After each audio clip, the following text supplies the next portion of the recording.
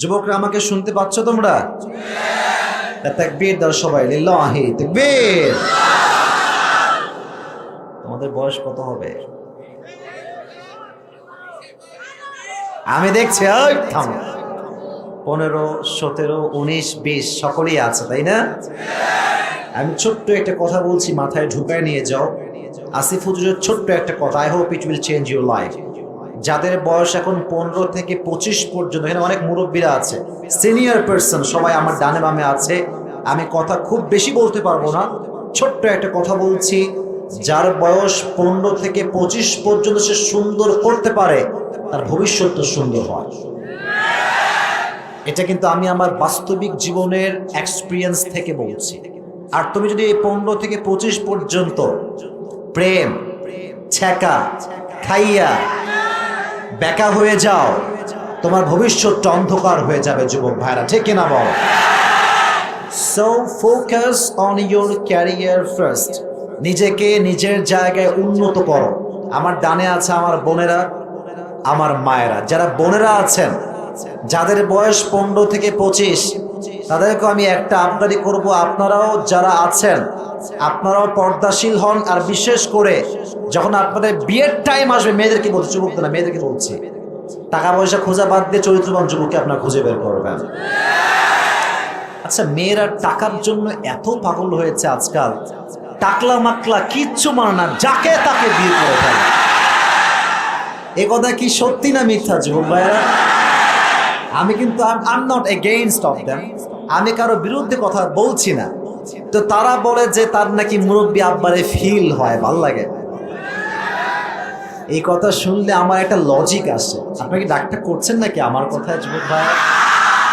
আমার লজিকটা হচ্ছে, তারা বলে যে আচ্ছা আমরা, মানে মেয়েরা বলে যে আমরা টাকলাকে বিয়ে করতেই পারি, মানবতা বোধ আছে তো নাকি? This is their own logic, এটা তাদের একটা যুক্তির কথা। তো আমারও একটা লজিক আছে।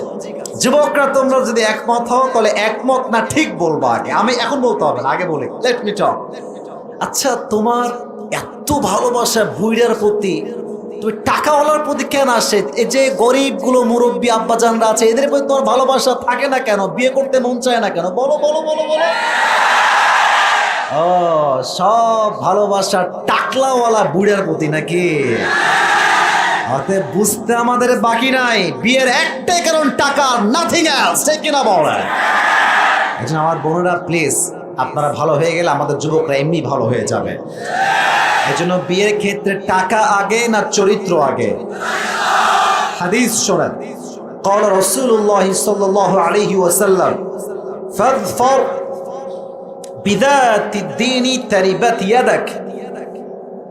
Become successful by selecting the one who has religion, character and conduct.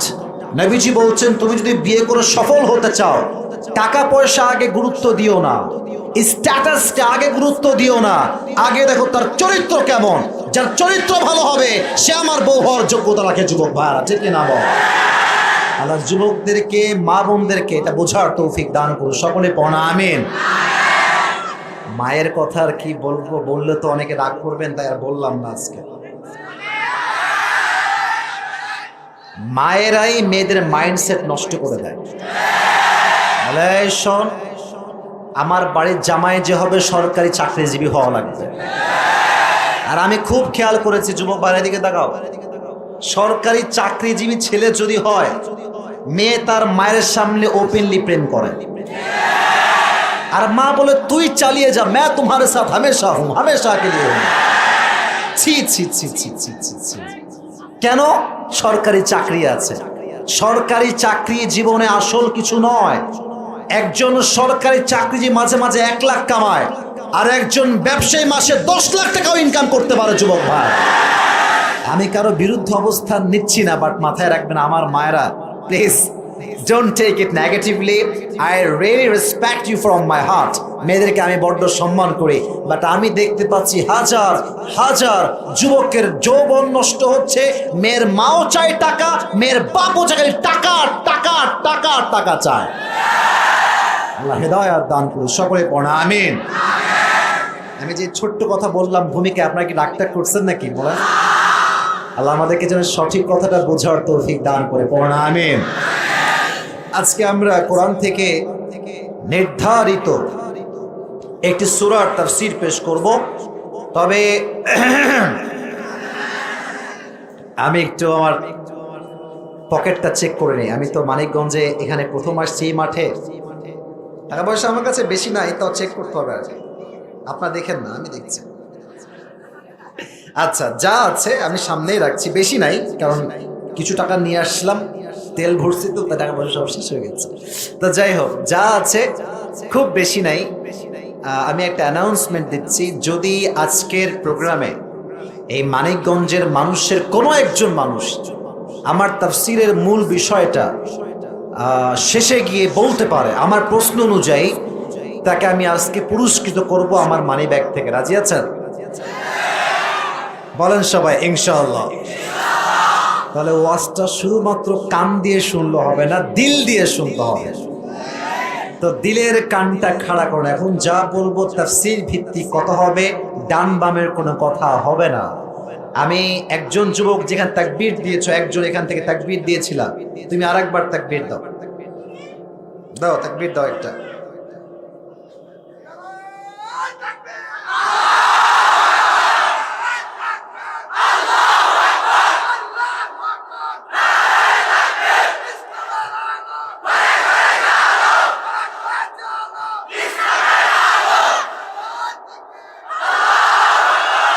আপনার বিয়ে হয়েছে? গায়ে জোর কি রে ভাই, সেই লেভেলের জোর। এবার আমার সঙ্গে একবার দিবেন, লিল্লাহি তাকবীর। Today inshallah we will talk about the Jahannam. Today our central theme, our subject matter is hellfire. আমাদের আজকের মূল আলোচনার বিষয়বস্তু হচ্ছে জাহান্নাম। যুবক ভাইরা সবাই বলো, মূল আলোচনার বিষয়বস্তুর নাম কি? এই তো আওয়াজ, আবার বলো, নাম কি? কিছু প্রশ্ন করি, জবাব দিবেন। কিয়ামতের দিবসে মানুষ হবে দুই ভাগে বিভক্ত। বলতে পারবেন কারা কারা? এক হচ্ছে জান্নাতি, আর এক হচ্ছে, এটারও দলিল কোরআনে। যুবক ভাইরা বলো, আছে না নাই? ফারীকুম ফিল জান্নাতি ওয়া ফারীকুম ফিস Saeed. On the day of judgment, one group will enter in the paradise and another group will enter in the hellfire. আল্লাহ তাআলা বলছেন, এক গ্রুপ যাবে জান্নাতে, আর এক গ্রুপ যাবে জাহান্নামে। আমরা কোন দিক যাব শুনি একটু। জান্নাতে যাবেন, তাও মন খুলে কইতে পারলেন না? জাহান্নামে যাবেন না জান্নাতে?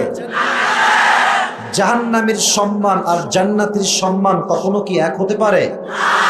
সূরাতুল হাশর 28 নম্বর পারা, আল্লাহ সুবহানাহু ওয়া তাআলা says, লা ইয়াস্তাওয়ি আসহাবুন নারি ওয়া আসহাবুল জান্নাহ, আসহাবুল জান্নাতি হুমুল Faizun. The people of paradise and the people of hellfire, they are not equal ever. The people of paradise gain the ultimate success in their own lives. Allah Ta'ala বলছেন, যারা জান্নাতি আর যারা জাহান্নামী, তারা কখনো সমান হতেই পারে না। যারাই জান্নাতি তারাই হচ্ছে আল্লাহর চোখে সবচেয়ে সফল মানুষ। সুবহানাল্লাহ পড়েন। আল্লাহ আমাদের সবাইকে জান্নাতি মানুষ হিসেবে কবুল করুন। সকলে পড়া আমিন। আমি পুরো আলোচনার 4টা ভূমিকা দিচ্ছি। বলেন কয়টা? পুরস্কার পেতে সুবিধা হবে তাহলে। এক, number 1, how will be the hellfire look like? জাহান্নামটা দেখতে হবে কেমন? Number 1। Number 2, how will be the heat of fire? জাহান্নামের আগুনের তাপ হবে কত ভয়ঙ্কর, আমরা হাদিস জানবো। নাম্বার 3, সাহাবায়ে কেরামদের মাঝে জাহান্নামের আগুনের ভয় কেমন ছিল, এটা আমরা জানবো নাম্বার 3 তে। And finally, lastly, we will talk about the matter which is related with paradise and hellfire. That means who will enter in the paradise and who will enter in the hellfire. সর্বশেষ আমরা জানবো কারা হবে জান্নাতি আর কারা হবে জাহান্নামী। রাজি আছেন তো ইনশাআল্লাহ? না, ইনশাআল্লাহ আসতে হবে, জোরে বলেন ইনশাআল্লাহ। আসুন আমরা শুরু করি। জাহান্নাম কেমন হবে আল্লাহ তাআলা বলছেন 30 নম্বর পারা সূরাতুন নাবা। আল্লাহ রাব্বুল আলামিন বলছেন, ইন্না জাহান্নামা কানাত মিরসাদা লিত-তাগিনা মাআবাল লাবিথিনা ফিহা আহকাবা। এই জাহান্নাম হবে বিশাল লম্বা একটা ঘাটির মতো। লিত-তাগিনা মাআবা, যারা বেনামাজি সুদখোর মদখোর হবে যারা, তাদেরকে এই জাহান্নামে অবস্থান দিবে একজন। আওয়াজ দিয়ে বলেন তো তিনি কে? লাবিথিনা ফিহা আহকাবা। When the people of hellfire, they will enter in the hellfire, they will live there for age. Allah time limitation mention করছেন যে কতদিন আমরা যারা বেনামাজি হব জাহান্নামে থাকব। আল্লাহ টাইম বলছেন যুগের পরে যুগ, যুগের পরে যুগ জাহান্নামীরা জাহান্নামে বসবাস করবে। এদের খাবার হবে কেমন? লা ইয়াযুকুনা ফিহা বারদা ওয়ালা শারাবা। কোনো খাবারই থাকবে না, কোনো পানি থাকবে না। যখন তারা প্রচন্ড ক্ষুধার্ত হবে, আল্লাহকে বলবে, Allah we need some food, we need water. Allah পানি দাও, খাবার দাও। আল্লাহ তাআলা একটা ছোট্ট ফল দিবেন খাবার জন্য। আমার হাত দেখেন, গোল, ফলটা হবে গোল। এটার নাম হচ্ছে, কোরআন বলছে যাকুম।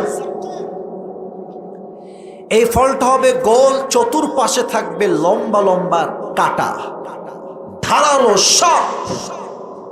এমন ধারালো কাঁটা হবে, যখন জাহান্নামীরা খাবারটা মুখে নিবে, মুখে নিয়ে যখন জিহ্বায় লাগাবে, প্রত্যেকটা কাঁটা জাহান্নামীদের জিহ্বাকে ছেদ করে বের করে রক্তাক্ত করে ফেলবে। নাউজুবিল্লাহ পড়বেন না আপনারা? আহা, যখন জাহান্নামীরা খাবারটা মুখে দিবে, যখন গলা দিয়ে নামবে, কাঁটাগুলো গলা ছেদ করে সব বাহিরে বের হয়ে যাবে। কি কষ্ট হবে খাবারটা খেতে। এবার তারা বলবে, আল্লাহ উই নিড ওয়াটার, পানি দাও। একটা গ্লাসে করে পানি দেওয়া হবে। পানিটা কেমন হবে? কোরআন বলছে ইল্লা হামিমা ওয়া গাসাকা। এটা হবে রক্ত এবং পুঁজ দ্বারা গলিত পানি। জাহান্নামীরা যখন মুখে পানি নিবে, পানিটা এতটা তিতা আর এতটা বিষাদ হবে, একদম বিষের মতো। মুখে নেওয়ার সাথে সাথে আবার তারা বমি করে সব উগলাই ফেলাই দিবে। নাউজুবিল্লাহ পড়বেন না আপনারা? খাবার হবে বড্ড ভয়ঙ্কর, পানি হবে বড্ড ভয়ঙ্কর। আল্লাহ আমাদেরকে এই জাহান্নামের খাবার থেকে আমাদের সকলকে হেফাজত করুন। সকলে পড়া আমিন। একটা প্রশ্ন করি সবাইকে, বলেন তো জাহান্নামের শাস্তি দেওয়ার সবচেয়ে বড় মাধ্যম কি হবে? কে বলতে পারে? কে বলছে? আগুন। আগুন। মারহাবা বলেন আপনারা সবাই, যুবক ভাইরা। এই ড্রোন দেখো না, আমার দিকে তাকাও। ড্রোনে আমাকে নেওয়া হচ্ছে, শ্রোতা নেওয়া হচ্ছে। এদিকে তাকান। জাহান্নামের সবচেয়ে বড় শাস্তির মাধ্যমটা হচ্ছে আগুন। আচ্ছা, আমার হাতের দিকে তাকান তো। এটা আমার হাতে কি? মানিকগঞ্জের ভাইরা? বাহ, মাশাআল্লাহ, ভালো লাগছে সাউন্ডটা। আবার জিজ্ঞেস করি, এটার নাম কি? টিস্যু। আচ্ছা ভাবেন, এটা কোনো টিস্যু না। Just for 5 minutes, take it as an example. উদাহরণস্বরূপ বলছি, এটা কোনো টিস্যু না। এটা হচ্ছে একটা মোমবাতি। এটার নাম কি বলেন তো এবার? মানিকগঞ্জে ভাই আমার বাম হাত দেখেন, মোমবাতির উপরে মিটি মিটি কি জ্বলে বলতে পারবেন? বলেন না সবাই, কি জ্বলে? এটা কি অনেক বেশি লম্বা না একদম ছোট্ট? ছোট্ট নিভি নিভি আগুন। নাও লুক অ্যাট মাই ফেস। আমি একটা প্রশ্ন করছি। মানিকগঞ্জের একজন যুবককে বললাম, এই তুমি এদিকে আসো। ও আসছে। হুজুর কি বলবেন বলেন? আমি বললাম, তোমার সঙ্গে আমি একটা চ্যালেঞ্জিং গেম খেলবো। কি চ্যালেঞ্জ? আমি বলবো তোমাকে এই আগুনের মাঝে তোমার হাতটা 5 মিনিট রাখতে হবে। এর প্রতিদান হিসেবে I will give you 10 crore টাকা। আমি তোমাকে 10 কোটি টাকা দিব। কোন যুবক কি তার আঙ্গুলটা আগুনের ভেতরে 5 বা 10 মিনিট একাধারে রাখতে চাইবে? বলেন না কেন, চাইবে নাকি ভাইরা?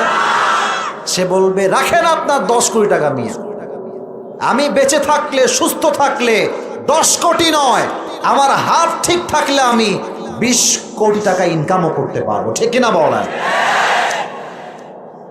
সামান্য মোমবাতির আগুনে আমরা হাত রাখতে রাজি না, বাট আল্লাহ তাআলা বলছেন তার পেয়ারা হাবিবের মাধ্যমে জাহান্নামের আগুনটা দুনিয়ার আগুনের চাইতে 70 গুণ বেশি তাপ হবে। নাউজুবিল্লাহ পড়বেন না আপনারা সবাই? 70 গুণ বেশি তাপ হবে। তাহলে একটু ভাবেন যে কতটা ভয়ঙ্কর হবে জাহান্নামের সেই আগুন। কোরআনে আসছে লা তুবকি ওয়ালা তাদা, the fire of hell will not leave them alive nor will it leave them dead. যখনই কোনো মানুষের দেহে জাহান্নামের আগুনটা স্পর্শ করবে, না সে মরবে না সে বাঁচবে। লাওয়াহাতুল লিল Bashar, it will remove the skin from your body.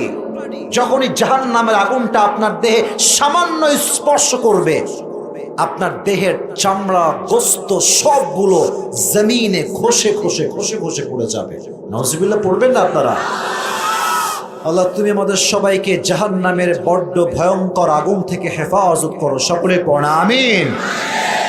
এবার একটা প্রশ্ন, অনেকে রং উত্তর দিবেন, অনেকে সঠিক উত্তর দিতে পারলে দিতেও পারেন। জাহান্নামের আগুনের রংটা কি হবে? জেনারেল লাইনের ছাত্রকে বলতে পারবে? কালো। মারহা বলবেন না তো সবাই?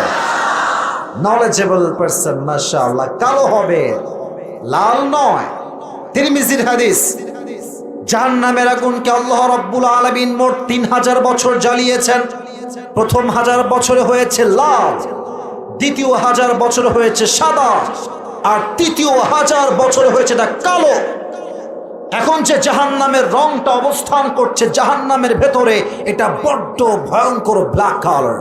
এটার রূপ এতটা ভয়ঙ্কর হবে, জাহান্নামীর আগুনকে দেখার সঙ্গে সঙ্গে তাদের প্রত্যেকটা দেহের অঙ্গ প্রত্যঙ্গ থরথর থরথর করে কাঁপবে। আল্লাহ তুমি এই ভয়ঙ্কর আগুন থেকে আমাদের সকলকে হেফাজত করো, সকলে পড়া আমিন। 2 নাম্বার পার্ট শেষ। 3 নাম্বার পার্ট, এখন যা বলবো হাদিস ভিত্তিক স্টোরি বলবো, ঘটনা। মনোযোগ আছে সবার? ক্লান্ত হয়ে গেছেন আপনারা সবাই? সবাই একটা কাশি দেন, হাত তুলে একটা তাকবীর দেন, লিল্লাহি তাকবীর। হাত নামান। প্রশ্ন করছি, উত্তর দেন। বলেন তো ইসলামের প্রথম খলিফার নাম কি? মুরব্বী কিন্তু সবার আগে জবাব দিয়েছে, আবু বকর রাদিয়াল্লাহু তাআলা আনহু। দ্বিতীয় খলিফার নাম কি?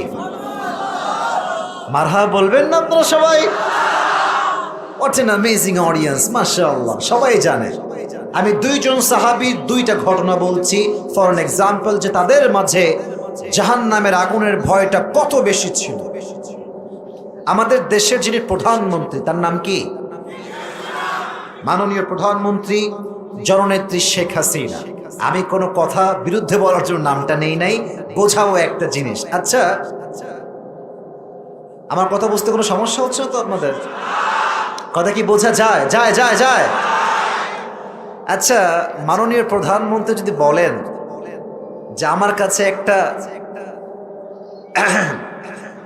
দামি শাড়ি কেনার টাকা নাই, এটা কি কোনো জনগণ বিশ্বাস করবে? করবে না, এটা লজিক্যাল কথা। আচ্ছা, মনে করেন প্রধানমন্ত্রীর মেয়ে আবদার করেছে আমি গরুর গোশত খাবো। যদি প্রধানমন্ত্রী বলেন যে না আমার কাছে গরুর গোশত কেনার টাকা নাই, এটা কি কোনো মানুষ বিশ্বাস করতে পারবে? যুবক ভাইরা বলো বলো। এবার আসেন হাদিসটা শোনাই। আবু বকর রাদিয়াল্লাহু তাআলা আনহু একদিন বাসায় এন্ট্রি নিলেন, বাসায় প্রবেশ করলেন। ইন দ্য মিন টাইম তার সন্তানরা দূরে দাঁড়িয়ে আছে। আবু বকরের স্ত্রী, তার সহধর্মিনী, তার ওয়াইফ তার কাছে আসছে, বলছে একটা আবদার আছে, আমার আবদার নয়, আপনার সন্তানদের আবদার। আপনি কি মিটাবেন? আপনি কি পূরণ করবেন?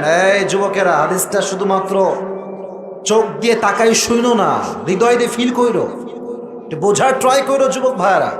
বলছে কি আবদার বলো? কে? প্রধানমন্ত্রী। এইটা ছোট্ট আবদার। বলছে আপনার সন্তানরা সারিদ নামে আরব বিশ্বে একটা খাবার আছে, the most expensive food in Arabic world, সবচেয়ে দামি খাবার আরব বিশ্বে, এটাকে বলা হয় সারিদ। তো বলছে আপনার সন্তানরা সারিদ খেতে চায়, আপনি কিনে দিলে ওরা খুবই খুশি হবে। উনি বলছেন, প্রধানমন্ত্রী বলছেন, আমি যে সারিদ কিনে সন্তানদেরকে দিব, এই সামান্য টাকাও আমি প্রধানমন্ত্রী, আমার পকেটেও নাই, আমার ব্যাংকেও নাই, আমার বাসার কোথাও তুমি খুঁজে পাবা না। সুবহানাল্লাহ পড়বেন না আপনারা? প্রধানমন্ত্রী সারিদ খাওয়ার টাকা নাই। 3 মাস পরের কথা, হাদিসটা প্রেসাইজলি বলছি, শর্টকাট। 3 মাস পরে যখন তিনি বাসায় আসেন, একদিন দেখছে তার বউ ছোট্ট একটা প্লেটে করে কয়েক টুকরা সারিদ নিয়ে আসছে। বলছে, আরে এ সারিদ তুমি কই থেকে পেয়েছো? আমি তোমাকে টাকা পয়সা কিচ্ছু দেই নাই। বলছে আপনি আগে খান, আমি বলছি আমি টাকাটা কই থেকে পেয়েছি। বলছে আগে বলো কই থেকে পেয়েছো, কারণ আমি আবু বকর হারামের এক চুল পরিমাণ খাই না। সুবহানাল্লাহ পড়েন আপনারা সবাই। বলছে আপনি যে প্রত্যেক মাসে আমাকে হাত খরচে টাকা দেন, হাত খরচ, এটা কি আপনারা বোঝেন না? মান্থলি একটা খরচ দেয়। যেমন যার স্বামী আছে প্রবাসে, সে তো প্রত্যেক মাসে মাসিক একটা খরচ পাঠায়, পাঠায় না যুবক ভাইরা? বলো বলো। তো আপনি আমাকে যে মান্থলি খরচ দেন সংসারের জন্য, বাসার জন্য, সেখান থেকে টাকা জমিয়ে জমিয়ে জমিয়ে 3 মাসে আমার কয়েক টাকা বেঁচে গিয়েছে। সেই টাকাকে জমিয়ে সব একত্রিত করে আমি বাজার থেকে কয়েক টুকরা সারিদ নিয়ে আসার ব্যবস্থা করেছি। সুবহানাল্লাহ। তো নাই আপনাদের মুখে, নেন আপনি একটু খান। হাদিসটা এখনো শেষ হয়নি, হাদিসের মেন পার্টটা এখনো বাকি আছে যুবক ভাই। উনি খেলেন, খেয়ে সোজা পার্লামেন্ট, সংসদ সদস্যদের সবাইকে ডাকলেন, নেতা, মন্ত্রী, MP, mayor, police, army, BDR, RAB, যারাই সেই সময়ে রাষ্ট্রের দায়িত্বে ছিলেন সবাইকে ডাকলেন। বিশাল বড় একটা মজলিস ডাকলেন, এটাকে বলা হয় মজলিসে শুরা।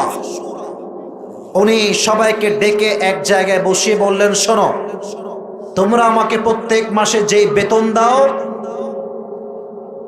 এই বেতনটা আজ থেকে কমিয়ে দাও। কেন কমিয়ে দিবা তোমরা?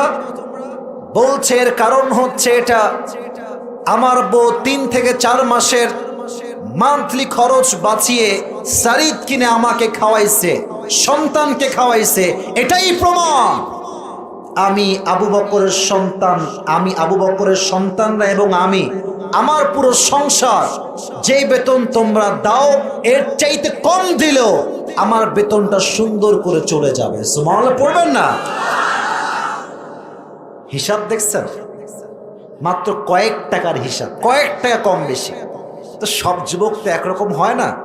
মজলিসের ভেতরে একজন যুবক একটু ঘাট তেরা, মানে একটু রাগে দাঁড়ায় গেছে।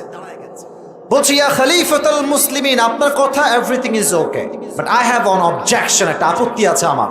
কি আপত্তি বলো? বলছে আপনি তো আমাদের রাষ্ট্রের হিরো, রাষ্ট্রের নায়ক, রাষ্ট্রের প্রাইম মিনিস্টার, আপনি সামান্য কয়েক টাকা বেতন দিলে সমস্যা কোথায়? রাখেন আপনি আপনার বেতন, আমাদের কোনো আপত্তি নাই। উনি বলছেন তোমার আপত্তি নাই, ঠিক আছে, বাট আমি আজকে তোমাদের থেকে সামান্য কয়েক টাকা নিয়ে বেতন বেশি নিব, রাষ্ট্রের টাকা মেরে খাবো, আর জাহান্নামের আগুনে আল্লাহ আমাকে ফেলবে, আমি জাহান্নামের আগুনে পড়বো, এটা আমি আবু বকর চুল পরিমাণ কখনো বরদাস্ত করতে পারবো না। সুবহানাল্লাহ। বেতন কমায় দাও, সব বেতন কমায় দাও। বেতন কমিয়ে বাসায় ফিরে আসছে। এই কথার দ্বারা স্পষ্ট প্রমাণ, যারা রাষ্ট্রের টাকা আজকে মেরে খাচ্ছেন, আমরা হক কথা বলতে ভয় পাই না, আমাদের জনগণের কথা, এটা আমাদের মনের কথা।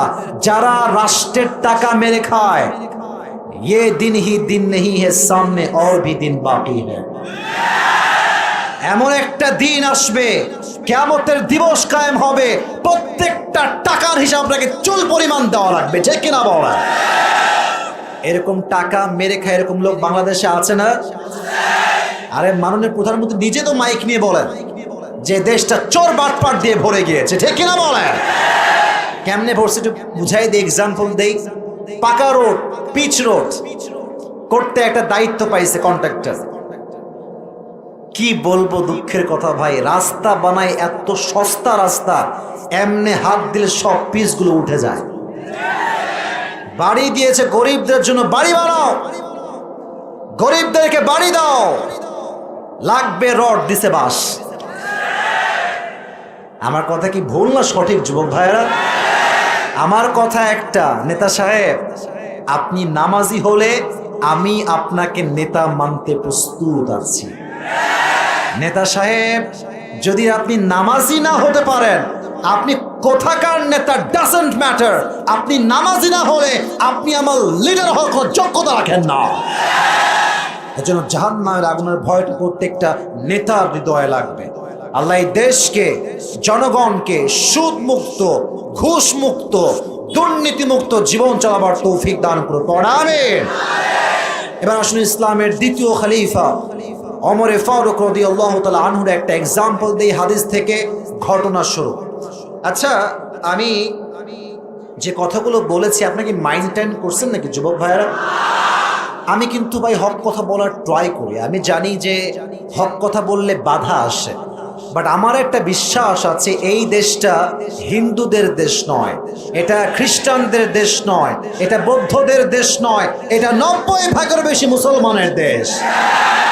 এখানে হিন্দুও থাকবে, বৌদ্ধ থাকবে, খ্রিস্টান থাকবে, সবাই থাকবে, বাট মাথায় রাখতে হবে আমাদের রাষ্ট্রীয় ধর্মের নাম হচ্ছে ইসলাম।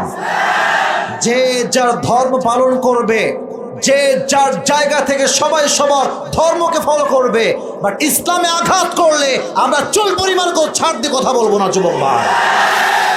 আমার দেহের দিকে তাকান, আমি যেটা পরে আছি এটা কি পাঞ্জাবি না জুব্বা বলেন তো? একটু বুঝে বলেন, পাঞ্জাবি না জুব্বা? জুব্বা। পাঞ্জাবি যারা আমরা, এই যে সব অনেকে পাঞ্জাবি পরেছে সামনে আমার যারা আছেন, পাঞ্জাবি দেখবেন যে এই হাঁটুর নিচে একটা যায় আর একটা হাঁটুর উপরে। হাঁটুর নিচে গেলে বলে হয় কি বলে লং পাঞ্জাবি, হ্যাঁ, আর হাঁটুর উপরে গেলে বলে কি শর্ট পাঞ্জাবি। আর জুব্বা কেমন হয় আপনারা সবাই জানেন, জাস্ট বোঝাবার সাথে হাদিস বলবো তাই বোঝাচ্ছি আর কি। জুব্বা দেখবেন রাউন্ডটা কি হয়, গোল। আর যেটা জুব্বা হয় এটা কি হাঁটু বরাবর হয় না টাকনু বরাবর হয়?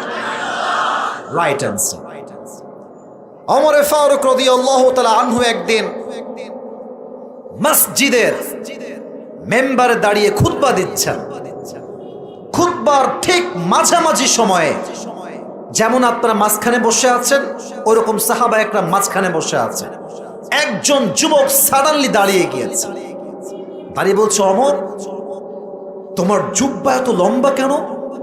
তুমি কি রাষ্ট্রের টাকা মেরে খেয়েছো? নাউজুবিল্লাহ পড়বেন না। ওমরে ফারুক কি রাষ্ট্রের টাকা বলেন তো মারতে পারে? ডান বাম করতে পারে? বলো বলো বলো বলো। 1 টাকাও তিনি পুরো জীবনে মেরে খান নাই। তো উনি, আচ্ছা একটা কথা মনে পড়ছে, বলা যাবে যুবক ভাইয়েরা? যাকে বলছে কথা যে তুমি কি রাষ্ট্রের টাকা মেরে খেয়েছো, উনি কোনো চেয়ারম্যান, কোনো মেম্বার, পুলিশ, প্রাইম মিনিস্টার, প্রধানমন্ত্রী? না না না, কেন? এটা তো হ্যাঁ ভাইরা, বুঝে বলেন। শুধু কি প্রধানমন্ত্রী না, অর্ধ জাহানের খলিফা। সুবহানাল্লাহ পড়বেন না আপনারা? রিয়াকশন দেখেন, রিয়াকশন, এই কথার পরিপ্রেক্ষিতে রিয়াকশন দেখেন। আমাদের দেশে প্রধানমন্ত্রী আর ইয়ে তো বহুত দূর কি বাত হ্যায়, নেতার চামচার যে ভাব, চোখ তুলে তাকানোই যায় না রে ভাই। খালি কথায় কথায় কয়, তুই আমার চিনিস? আমি কে তুই জানিস? নেতা সাহেবকেও সম্মান করি, নেতার আশেপাশে সবাইকে সম্মান করি, বাট কিছু লোক আছে নেতার নাম ভাঙিয়ে সমাজের সাথে বদনাম করে বেড়ায়, ঠিক কিনা বল? নেতা সাহেব ঠিকঠাক, নেতার কোনো দোষ নাই, বাট আশেপাশে করে বদমাইশ থাকে। তো আপনি দেখবেন আমাদের দেশে ভাব একটু বেশি মারা হয় আর কি, হ্যাঁ। আর যাদের বাপের টাকা আছে একটু বেশি, একটা বাইক কিনে R15, অ্যাপাসি, জিক্সার, পালসার, ফেজার, পেছনে একটা কি যেন লাগায়, বড় বড় বড় আওয়াজ হয়, কি রে এটার নাম কি? ন্যাংটার চাইতে বড় ন্যাংটা লাগে আমার এইসব দেখলে। বাইক চালায় রাস্তা দিয়ে, আর এমন জোরে বাইক চালায় আমার মনে হয় আজরাইল বলে বাবা আসো আসো আসো। এই জন্য যুবক ভাইরা আমার কথা হচ্ছে একটা, মানুষ আমাদেরকে যতই আঘাত করুক রিয়াকশন হবে ভদ্রের মতো, ঠিক কিনা বলে?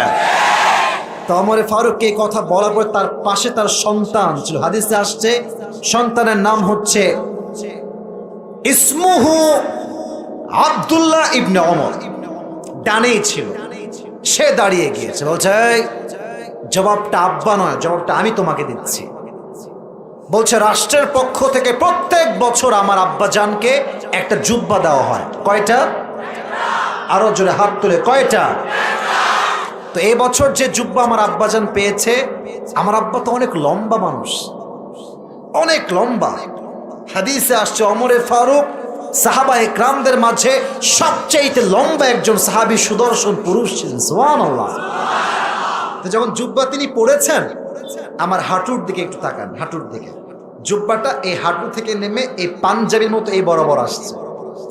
জুব্বা বাট পাঞ্জাবির মতো। বলেন তো রাষ্ট্রের নায়ক জুব্বা যদি পাঞ্জাবির মতো পড়ে, তার ব্যক্তিত্বের সাথে, তার পার্সোনালিটির সাথে এটা কি যায়?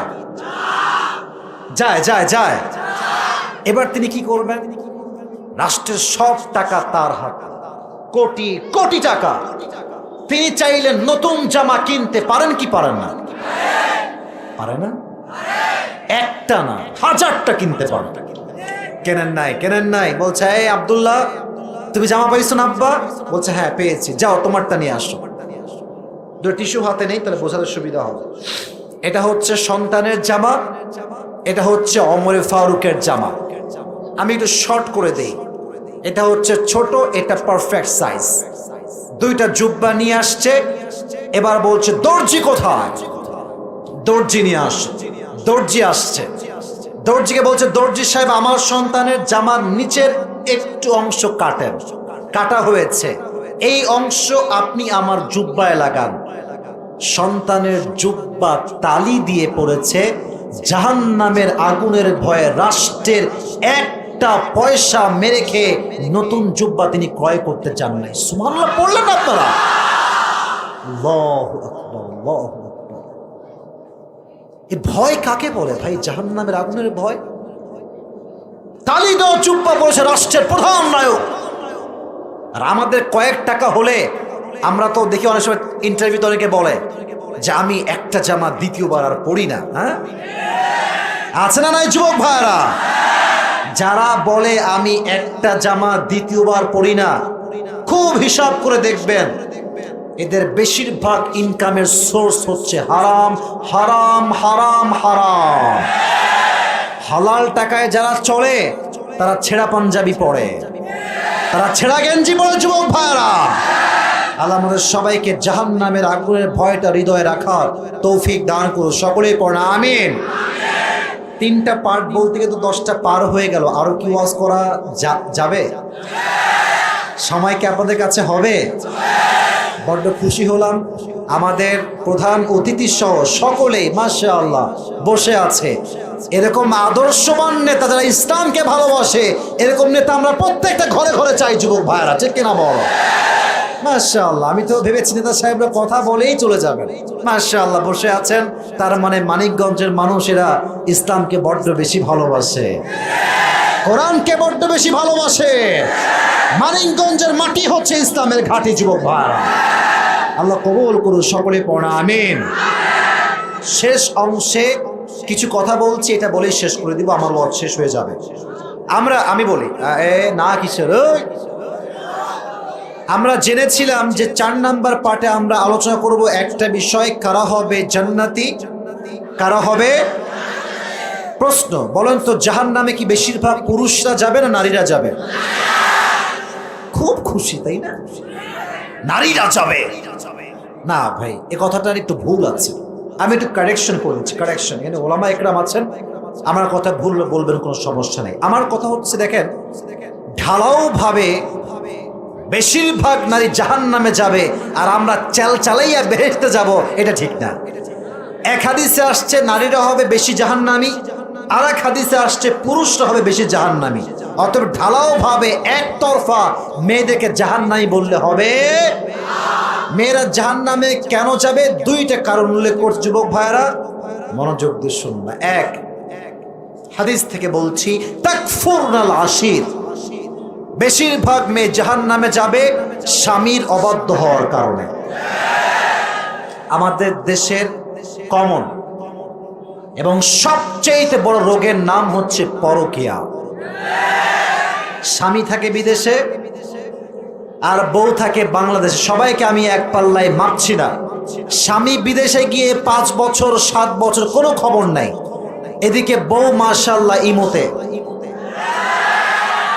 পুরাই খালাস হয়ে গিয়েছে।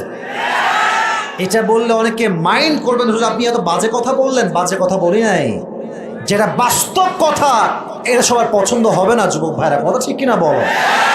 তো আমি প্রবাসী ভাইদেরকে বড্ড ভালোবাসি, আর প্রবাসী ভাইরা আমাকে মানে যেই পরিমাণ মেসেজ দেয় আর যেই পরিমাণ ভালোবাসে, এটা বলার কোনো ভাষা নাই।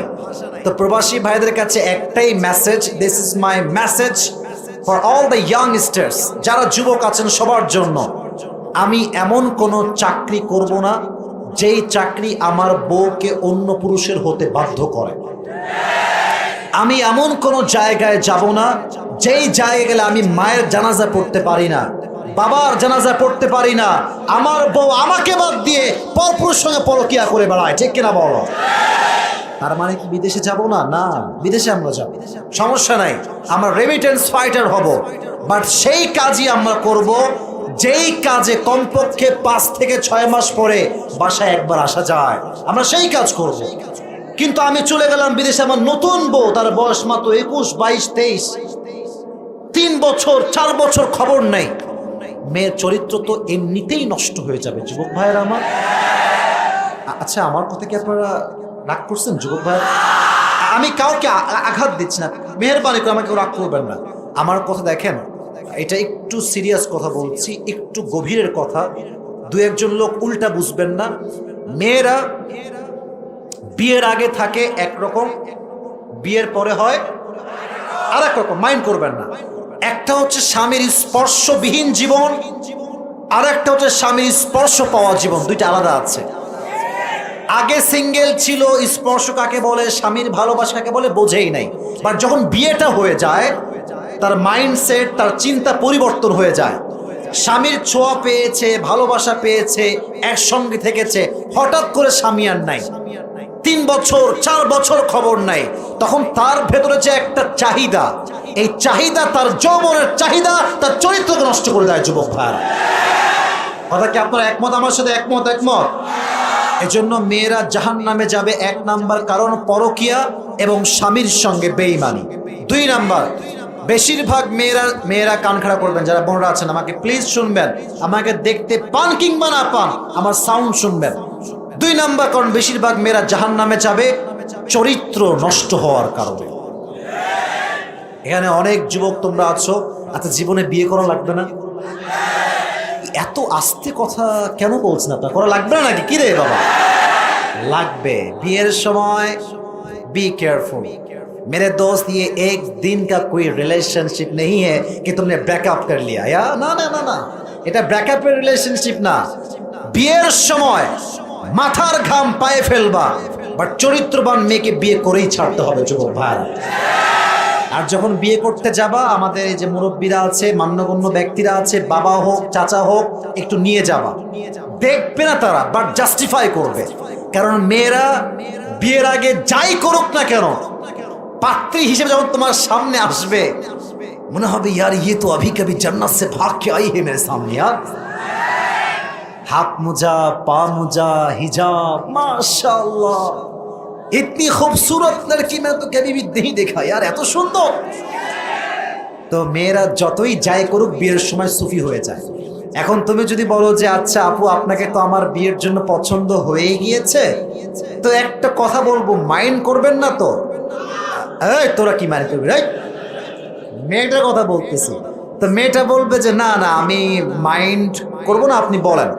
তো তুমি বলবা আচ্ছা যেহেতু আমি আপনাকে বিয়ে করেই ফেলবো, আপনার কি আগে কোথাও ছিল নাকি কিছু আপনার? তো মেয়ে দেখবা যে যত যাই করে বলবে, কি বলছেন ভাইয়া, নাউজুবিল্লাহ, আমি সব বুঝি না।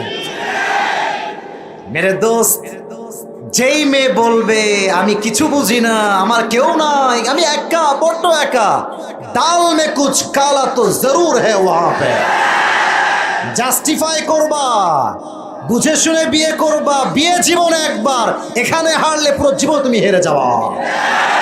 এজন্য বেশিরভাগ মেয়ে জাহান্নামে যাবে চরিত্র নষ্ট হওয়ার কারণে। আল্লাহ প্রত্যেকটা মেয়েকে, কোনো মেয়েকে আমি আঘাত দিয়ে কথা বলছি না, আল্লাহ প্রত্যেকটা মেয়েকে চরিত্রবান নারী হওয়ার তৌফিক দান করুন, সকলে পড়া আমিন। তোমরা খুব খুশি আমি বুঝতেছি, বাট তোমরা কিন্তু একতরফা দোষ দিও না। তুমি আজকে 4টা প্রেম করবা, 4 ঘাটে পানি খাবা, তোমার বউ তোমাকে 10 ঘাটে পানি খেয়ে বিয়ে করবে। যুবক ভাই, যে যেমন তার বউ হবে তেমন, যে মেয়ে হবে যেমন তার স্বামী হবে তেমন।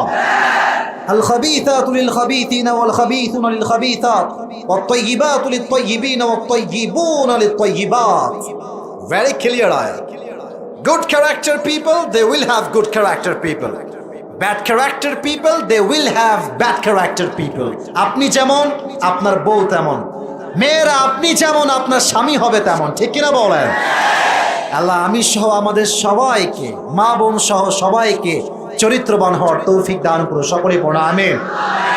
সর্বশেষ আয়াত এবং হাদিস, এটা বলে আমরা দোয়ার দিকে যাব। বলেন, জাহান্নামে যাওয়ার সবচাইতে বড় কারণ কি হবে, কে বলতে পারে? সুদখোর একটা পাওয়া গেল, আরেকজন কে কি বলতে পারে দেখি? আচ্ছা, শিরক। আরেকটা কে বলতে পারে? হ্যাঁ, নামাজ কেউ বলছেন নাকি? আচ্ছা, উত্তরটা হচ্ছে সবচাইতে বড় কারণ হচ্ছে নামাজ। দলিল কি? ইয়াতাসাআলুনা আনিল মুজরিমিনা মা সালাকাকুম ফি সাকার ক্বালু লাম নাকু মিনাল মুসাল্লিন। 29 নম্বর পারা, সূরাতুল মুদ্দাথির। On the day of judgment, the people of hellfire, they will be asked about on this matter. Hey man, what is the sins that brought you in the hellfire? তোমার কোন গুনাহ তোমাকে আজকে জাহান্নামী বানিয়েছে? সে বলবে, ক্বালু লাম নাকু মিনাল মুসাল্লিন, আমি তো মুসলিম ঘরের সন্তান ছিলাম, বাট আমার নামাজটা ঠিকঠাক ছিল না, এই জন্য আমি আজকে জাহান্নামের অধিবাসী হয়ে গিয়েছি। নাউজুবিল্লাহ পড়বেন না আপনারা? সবচাইতে বড় কারণ হবে বেনামাজি হওয়া। আপনারা সবাই মিজানুর রহমান আজহারের নাম শুনছেন না? ভালোবাসেন আপনারা সবাই? কে নাই যে ভালোবাসে না? দিন শেষে যে হেটার্স, সেও আজহারিকে ভালোবাসে। কারণ যে মানুষটার মুখে মুচকি হাসি আছে, কথায় মাধুর্যতা আছে, শত্রুও তার বন্ধু হতে বাধ্য হয়ে যায়। কান্নাহু ওয়ালিয়ুন হামিম। শত্রুর সাথে বিনয়ী হবেন, ভালোবাসা দিয়ে কথা বলবেন, হাসি দিয়ে কথা বলবেন, আজকের শত্রু কালকে বন্ধু হয়ে যাবে। এটা আমার কথা নয়, বলেছে একজন, আওয়াজ দিয়ে বলেন তিনি কে? ওনার একজন নানা ছিলেন, তার নাম হচ্ছে গোলাম সরওয়ার সাইদি হুজুর। নাম শুনছেন? আমি তো যুবক মানুষ, আমার চেহারা কত সুন্দর, তার চাইতে ওনার চেহারা অনেক বেশি সুন্দর। চেহারা একটা নূর আছে আলাদা। উনি একটা কথা, কথা বলো না, পেছনে কিছু বাচ্চা আছে, মেবি কথা বলতেছে, এগুলো করবেন না। শেষ ভালো যার, সব ভালো তাই, তাকবীর দেন, লিল্লাহি তাকবীর। উনি বারবার বলতেন, নামাজ নাই যার, ঈমান নাই তার। নামাজ নাই যার, মুসলিম হিসেবে পরিচয় দেওয়ার কোনো অধিকার নাই তার, ঠিক কিনা বলো? শেষ হাদিস শুনেন, এটা বলে দোয়া করব। ওমরে ফারুক রাদিয়াল্লাহু, লম্বা একটা স্টোরি বলছি প্রেসাইজলি। ওমরে ফারুক রাদিয়াল্লাহু তাআলা আনহুর কাছে একবার একজন অগ্নি উপাসক, তার নাম হচ্ছে আবু লু আল মাজুসি, এসে বলছে, ওমর, আমার যে মালিক আছে সে প্রত্যেক দিন আমার কাছে 6 দিরহাম চার্জ করে। বলেন তো সবাই হাতের দিকে তাই, কয় দিরহাম? তুমি একটু কথাবার্তা বলে এটাকে কমায় দাও, আমি এতটা দিতে পারবো না, আমি গরিব মানুষ। বলছে, আচ্ছা তুমি কি কাজ করো, তোমার জব কি, বিজনেস কি? তো বলছে আমার কাজ হচ্ছে আমি মূলত চাকু বানাই, ছুরি। চাকু ছুরির নাম শুনছেন আপনারা সবাই? কেউ আপেল কাটে, কেউ মানুষ কাটে। চাকু বা ছুরি, এটাকে আরবিতে বলা হয় খঞ্জর। বলেন সবাই এটার নাম কি? খঞ্জর। এবার আমার হাত দেখেন, হাত দেখা যায়? এটা হচ্ছে ডানের ছুরি। আচ্ছা এইভাবে দেখায়, এটা হচ্ছে ডানের ছুরি, এটা হচ্ছে বামের ছুরি। মাকবাদাতুহু ফি ওয়াসাতি। খঞ্জরের ডানেও ছুরি থাকে, বামেও ছুরি থাকে, হ্যান্ডেলটা হচ্ছে মাঝখানে। আর এটা রাখা হয় ঠিক কোমরের ডান দিকে একটা খাপে করে। সুলতান কাবুসের নাম আপনারা গুগলে সার্চ করবেন, সুলতান কাবুস লিখে দেখবেন তার মাজার ডান দিকে খাপে করে একটা ছুরি আছে, তার নাম হচ্ছে খঞ্জর। তো সে বললো আমি তো খঞ্জর বানাই, এটাই হচ্ছে আমার ব্যবসার মূল সোর্স। তো বললো তাই নাকি? এই খঞ্জর তো কেউ বানাইতে পারে না, তুমি একাই পারো, তোমার তো ব্যবসা অনেক ভাই। তোমার 6 দিরহাম নয়, তোমার 10 দিরহাম চার্জ হওয়ার কথা। এটা শুনে রেগে মেগে ফায়ার। হ্যাঁ, সবাই যেহেতু মুসলমান তাই তুমি সবার বেলায় নরম, আর আমি যেহেতু অমুসলিম তাই তুমি আমার বেলায় হচ্ছে গরম। ও আচ্ছা, দাঁড়াও, এবার আমি দেখাবো যে আমার ক্ষমতা কত বেশি, কত ধানে কত চাল। এই একটা হুমকি দিয়ে বের হয়ে গেছে। সারা রাত মিলে ওমরে ফারুককে হত্যা করবার জন্য বিশাল লম্বা একটা ছুরি বানিয়েছে। আচ্ছা, শীতকালে আমরা ঠান্ডা লাগলে কি মুড়ি দেই? মাশাআল্লাহ, কি মুড়ি দেই যুবক ভাইরা? চাদর। আচ্ছা, আমাদের মায়েরা বোনেরা নেকাব পরে না? নেকাব দেখবেন যে নেকাবটা এদিকে তাকান, এমনে পরে, তাই না? মানে এই পর্যন্ত, ঠিক আছে? আর উপর থেকে এটা একদম ভুরু পর্যন্ত আসে। আর যারা চোখও ঢাকে তাদের দেখবেন একটা পর্দা আছে, এটা জাস্ট নামায় দেয়, এই পর্যন্ত আসে। তো সেই অগ্নি উপাসক মুনাফিক আবু লুলু আল মাজুসি বিশাল লম্বা ছুরি বানিয়েছে। ছুরিটা ঠিক ডান পাশে রেখেছে, এই মাজার ডান পাশে, আর লম্বা একটা চাদর নিয়েছে। চাদরটা নিয়ে মুড়ি দিয়েছে এমনে করে এই বরাবর একটা, আর চাদরের উপর পাটটা দিয়েছে এই পর্যন্ত। তার মানে শুধু চোখ দেখা যায় আর কিছু দেখা, চোখ দেখা যায় আর কিছু দেখা। ফজরের নামাজের সময় হয়ে গেল, ওমরে ফারুক আসলেন। আবু লুলু আল মাজুসিও ছদ্মবেশে চাদর মুড়ি দিয়ে আসছে ফজরের নামাজ পড়বার জন্য। ওমরে ফারুক এসেই বলছে সফু সফু ফাকুম, কাতার সোজা করো, কাঁধে কাঁধ মিলিয়ে দাঁড়াও, আল্লাহু আকবার। আল্লাহু আকবার দিয়ে হাত বেঁধেছেন, সানা পড়ছেন। সবাই আমার হাত দেখেন, আমি হাদিসটা বলছি, এটাই আমার লাস্ট অ্যান্ড ফাইনাল হাদিস। সবাই আমার 2 হাত দেখেন পেটের দিকে। সানা পড়েছেন, সূরা ফাতিহা পড়েছেন, কিরাত পড়েছেন। আল্লাহু আকবার দিয়ে যখনই তিনি রুকুতে যাবেন, রুকুতে যখনই যাবেন, পেছন থেকে আবু লুলু আল মাজুসি রুকুতে যায় নাই। সাথে সাথে ওমর যখন রুকুতে গিয়েছেন, এমনি ঝুঁকে গিয়েছেন, আবু লুলু আল মাজুসি চাদরটাকে এমনি উড়িয়ে দিয়েছে। আর এখানে যে খঞ্জরটা ছিল, আবার আমার হাত দেখেন, এটাও ছুরি, এটাও ছুরি। খঞ্জরের হ্যান্ডেলটা ধরে ওমরের ঠিক পেট বরাবর এখান থেকে নিয়ে এমনি একটা পোজ দিয়েছে, আবার ঘুরিয়ে পেছনে আবার আবার দিয়েছে। মোট 3টা। এই 3টা ছুরির আঘাতে ওমরে ফারুকের পেটটা কেটে ভেতরে নাড়ি ভুড়ি রক্ত সব বের হয়ে আসছে।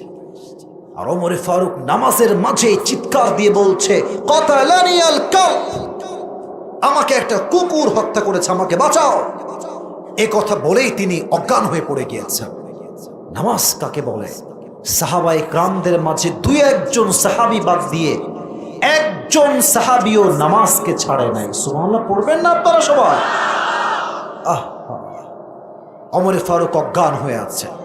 ওমরের জায়গা আর একজন ইমাম আসছে নামাজ পড়াবার জন্য। সাহাবায়ে কেরাম নামাজ শেষ করে দৌড়ে আসছে। রাষ্ট্রের ডাক্তার, চিকিৎসক সবাই আসছে, ওমরকে বাঁচাও, he is going to die, বাঁচাও তাকে। যখন ডাক্তাররা আসছে, এটা এটা কিসের বোতল যুবক ভাইয়েরা? বলেন, এটা কিসের বোতল? পানি।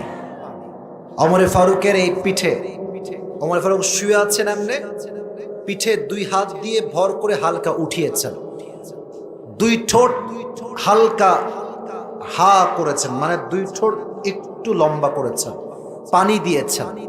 পানি যখন তার মুখে দিয়েছে, পানি তিনি পান করেছেন, ভিতরে গিয়েছে, গলা দিয়ে ঢুকে বুক দিয়ে নেমে পুরো পেট যেহেতু কাটা, সব পানিগুলো পেট দিয়ে গল গল করে বের হয়ে গিয়েছে।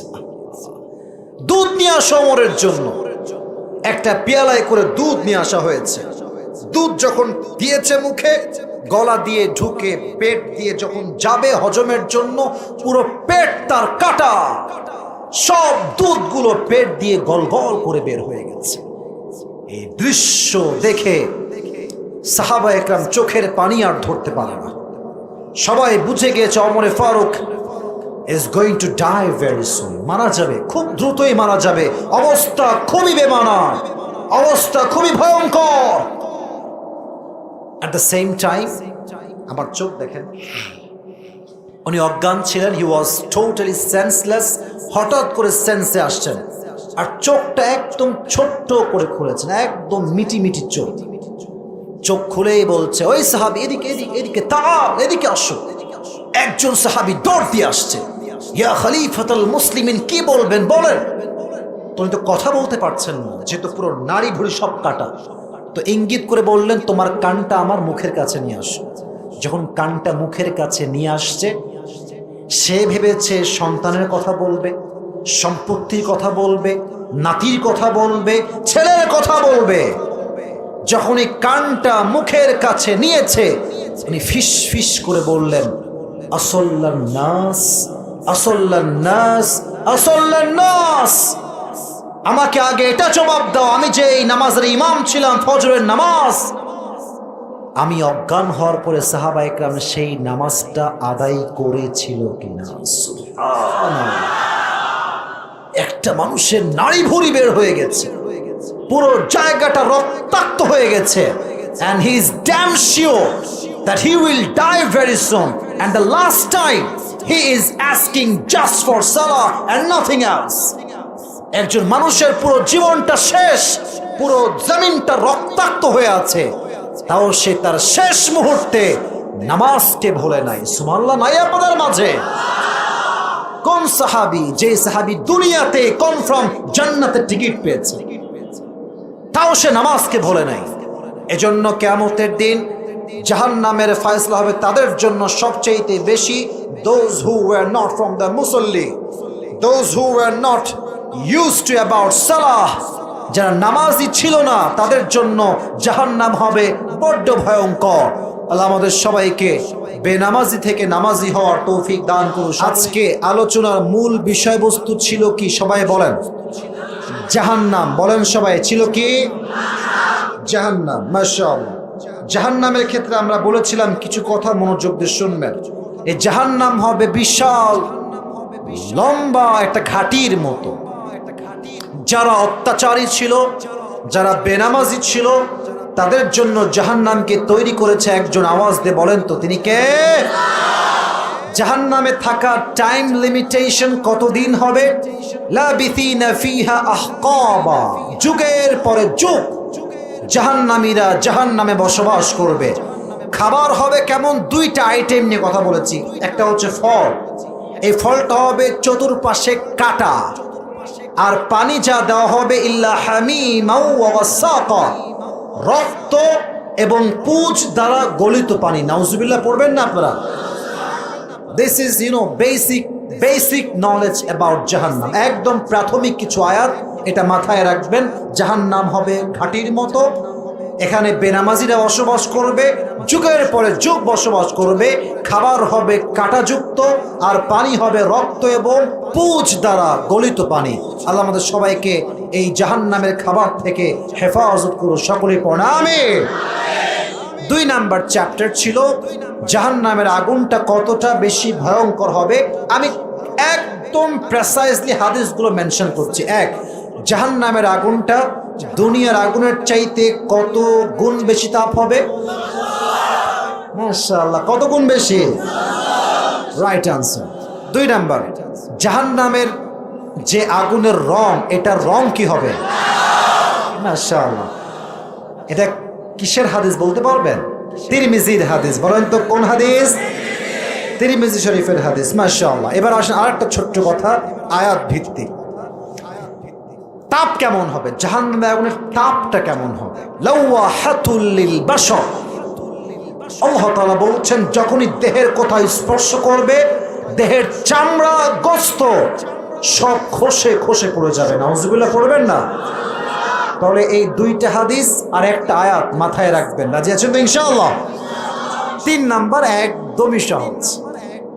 জাহান্নামের আগুনের ভয় সাহাবায়ে কেরামদের মাঝে কেমন ছিল? আমরা কয়জন সাহাবীর নাম মেনশন করেছি? মাশাআল্লাহ, বলেন কয়জন? প্রথম হচ্ছেন ইসলামের প্রথম খলিফা, তার নাম কি? সেকেন্ড এক্সাম্পল ছিল, বলেন সবাই, নাম কি? ওমর ফারুক রাদিয়াল্লাহু তাআলা আনহু। আবু বকরের কাছে যখন বলা হলো যে সারিদ খাবো, তো উনি বললেন, আমার তো অনেক কোটি কোটি টাকা আমি দিচ্ছি তোমাকে, নাকি ইয়েস নাকি নো? উনি বললেন, আমার কাছে সারিদ খাওয়ার টাকা, আমি মাফ চাই, যাও তুমি। ওনার বউ কি করলেন? পুরো কয়েক মাসের টাকা জমিয়ে সারিদ কিনলেন। উনি খেলেন বটে, বাট বেতন তো তারপরে উনি অনেক বাড়াই দিলেন, তাই না? বাড়াইছেন না কমাইছেন? কারণ একটা, জাহান্নামের আগুনের ভয়। সুবহানাল্লাহ পড়বেন না আপনারা? ওমর ফারুক তার জুব্বা শর্ট হয়ে গেল, তিনি চাইলে লম্বা জুব্বা কিনতে পারতেন, বাট কেনেন নাই, তালি দিয়ে জুব্বা পরেছেন। একটাই কারণ, কিসের ভয়? জাহান্নামের ভয়। আল্লাহ আমাদের সকলের হৃদয়ে জাহান্নামের ভয়টা ঢুকিয়ে দিক। সকলে পড়া আমিন। আর সর্বশেষ কথা খুবই সহজ, কারা হবে জান্নাতি, কারা হবে জাহান্নামী? যদিও এটার অনেক কারণ আমার কাছে লেখা আছে, বাট আজকে আমি মোট সব মিলায় মেয়ে এবং ছেলে 3টা কারণ বলেছি। মেয়েদের জন্য 2টা, আর সবার জন্য আমি একটা কারণ উল্লেখ করেছি। মেয়েদের 2টা হচ্ছে এই, স্বামীর অবাধ্য কিংবা পরকীয়া। বলেন সময়, স্বামীর অবাধ্য কিংবা। আর 2 নাম্বার হচ্ছে মেয়েদের কি নষ্ট হয়ে গিয়েছে? আল্লাহ সকলের চরিত্রকে ঠিক করে দিক। সকলেই পড়া আমিন। আর সবার জন্য একটা ছিল, যে বেশিরভাগ মানুষ জাহান্নামে যাবে, একটা কারণ সবচেয়ে বেশি দায়ী হবে। নামটা কি? আল্লাহ আমাদের সবাইকে মানা, বোঝা এবং আমল করার তৌফিক দান করুন। সকলে পড়া আমিন। এখন যে যুবক দাঁড়াবে, আমি আগে বলে দেই, তাহলে সাহস বাড়বে। ওয়াজটা আমি যা বলেছি তাই যে বলতে হবে, ইটস নট লাইক দ্যাট। যে দাঁড়াবে তাকে আমি প্রশ্ন করব যে বলো ওইটা কি ছিল, বলো ওইটা কি ছিল। যদি সে রাইট উত্তর দিতে পারে তাহলে সে পুরস্কার পাবে। কে আছো দাঁড়িয়ে যাও। আসি রে ভাই, আসি। আচ্ছা, যে দাঁড়াইছে সবাই দাঁড়াও, দেখি সবাই দাঁড়াও। আচ্ছা হয়েছে, আর না, এবার দাঁড়ান, আমি একটু জাস্টিফাই করবো যে কাকে আমি দিব। এই যে বাচ্চা, তুমি আসো। সবাই বসেন, সবাই বসেন। বাচ্চা তুমি আসো। তোমার বয়স কত হবে? একদম ছোট তো মনে হয়, ক্লাস 9 না? ছোট তো না, একদম ছোট। মাশাআল্লাহ। ছোট বাচ্চায় উত্তর দিলে মানুষ দেখে বেশি, হ্যাঁ, মানুষ আগ্রহ নিয়ে শোনে বেশি, ঠিক কিনা বলেন যুবক ভাইয়ারা? তো মাশাআল্লাহ, একদম মাউথ স্পিকার আছে, হ্যান্ড মাইক যেটা আর কি।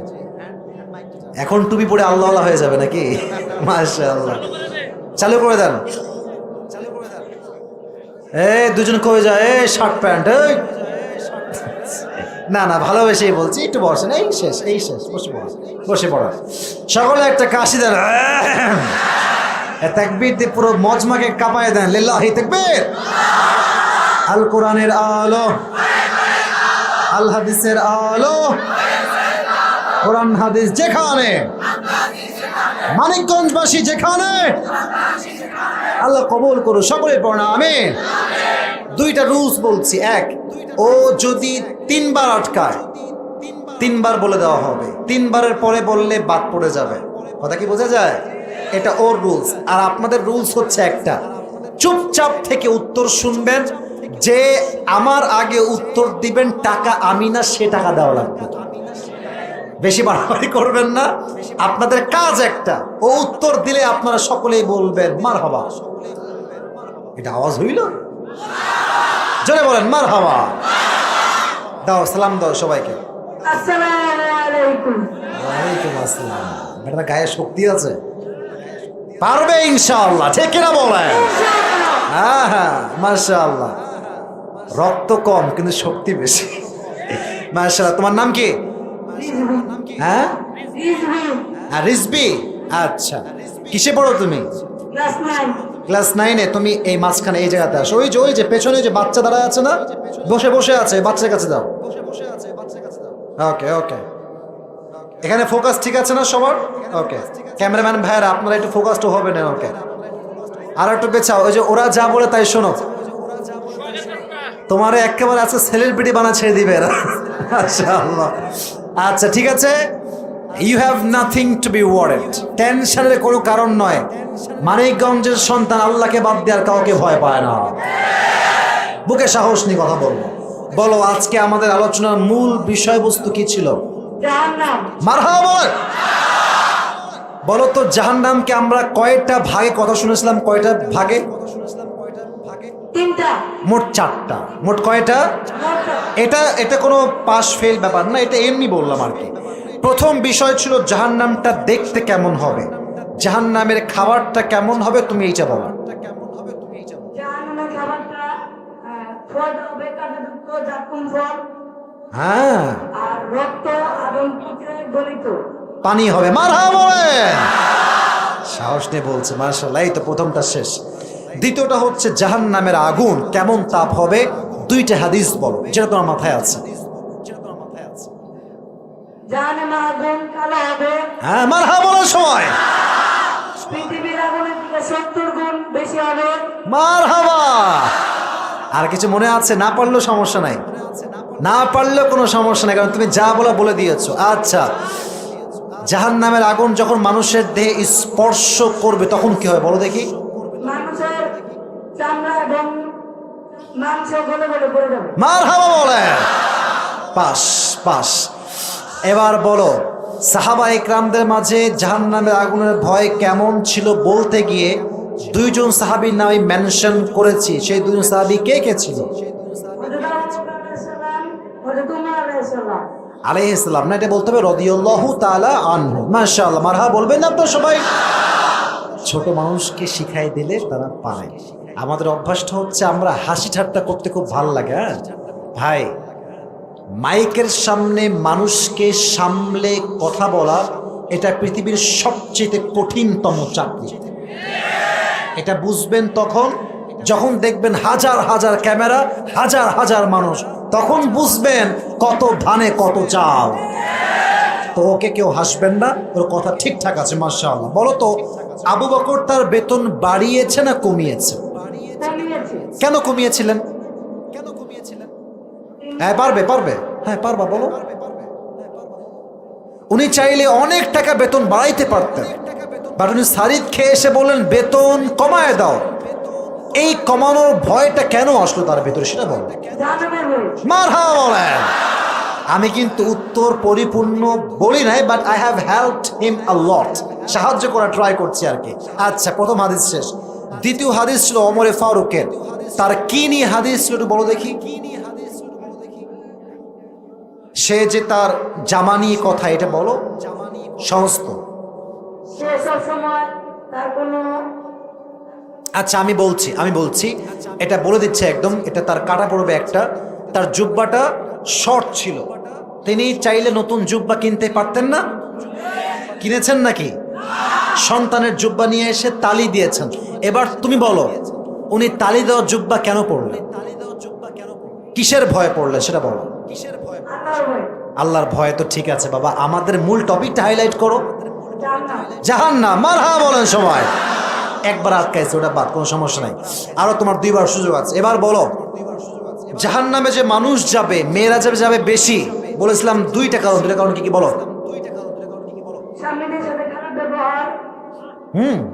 ব্যবহার কি? পরকীয়া। মারহাবা বলেন। আর 2 নাম্বার বলো দেখি। সহজ, খুবই সহজ। Try your best, try to remember. হ্যাঁ, চরিত্র খারাপ হওয়া। মারহাবা বলেন। মোটামুটি আমার টাকা পয়সা লস আমি কনফার্ম হয়ে গিয়েছি। তো এখন আর আমার কোনো আশা ভরসা নাই, কারণ হচ্ছে এখনও সে বললেও পাস না বললেও পাস। বলো, পৃথিবীর সমগ্র মানুষ, বেশিরভাগ মানুষ জাহান্নামে যাবে একটা কারণ সবচেয়ে বেশি কোরআন থেকে বলেছেন, নাম ছিল মারহাবা বলেন, নামাজ চিল্লায় বলেছে।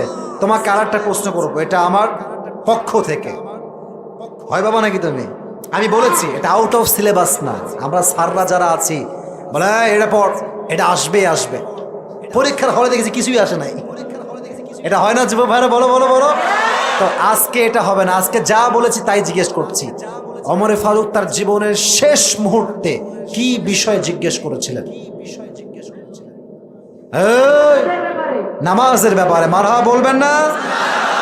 কোন ওয়াক্তের নামাজ বলতে পারবা? না না, আয় থামেন, ও পারবে। বলো, তুমি বলো, এবার বলো।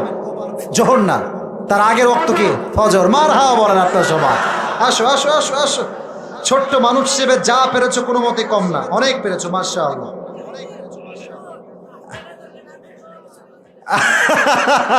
হ্যাঁ, কয়েকটি টাকা লাগবে না, ছবি তুলবে। এদিকে আসো, উপরে আসো। তোমার টাকাও দেওয়া হবে, ছবি তোলা হবে, ঠিক না বলো যুবক ভাইরা? ছোট্ট বাচ্চা মানুষ, তুমি যে পারছো এটাই মারহাবা, মাশাআল্লাহ। তোমার নাম যেন কি? রিজবি। তুমি কোন স্কুলে পড়ো? হাই স্কুল অ্যান্ড কলেজ, মাশাআল্লাহ। পকেটে টাকা পয়সা যা ছিল ভাই 1000 টাকা থেকে পুরস্কার দিলাম। মারহাবা বলবেন না সবাই আপনারা? আমি বারবার একটা কথা রিপিট আফটার রিপিট করি, টাকা পয়সা it's not a big issue. পুরস্কারটা বড় বিষয় না যে কত টাকা আমি দিলাম। एक बात याद रखना, हदिया चाहे छोटा हो या बड़ा हो, लेकिन जब ये मोहब्बत से दी जाती है ये हमेशा बड़ा ही होता है, ठीक है ना बोलें? তা আমি ভালোবেসে দিলাম, আল্লাহ রিজবিকে ইসলামের খাদেম হিসেবে কবুল এবং মঞ্জুর করো। সকলে পড়া আমিন। হ্যাঁ, ছবি তুলে তার মনের শখটা পূরণ করে দাও। ক্যামেরা পোজ দেওয়া লাগবে নাকি? এখন তুলেন না কেন? মাশাআল্লাহ। রিজবি, এই টাকা দিয়ে উল্টা, তোমাকে মোবাইল ফোন আছে নাকি? হ্যাঁ, মাশাআল্লাহ। এই টাকা দিয়ে ভালো ভালো বই কিনবা, ইসলামিক বই। আল্লাহ তাকে তৌফিক দান করো। সকলে পড়া আমিন। বসে পড়ো, বসে পড়ো, এখানে বসে পড়ো, এখানে বসে পড়ো। মাশাআল্লাহ, আমাদের মাহফিলটা আজকে মন মতো আল্লাহর রহমতে সফল হয়েছে। আমি অধম যা বলেছি, যতটুকু বলেছি, আল্লাহ আমাদের সবাইকে সে অনুযায়ী আমল করার তৌফিক দান করো। সকলে পড়া আমিন। দোয়ার সময় কেউ ডান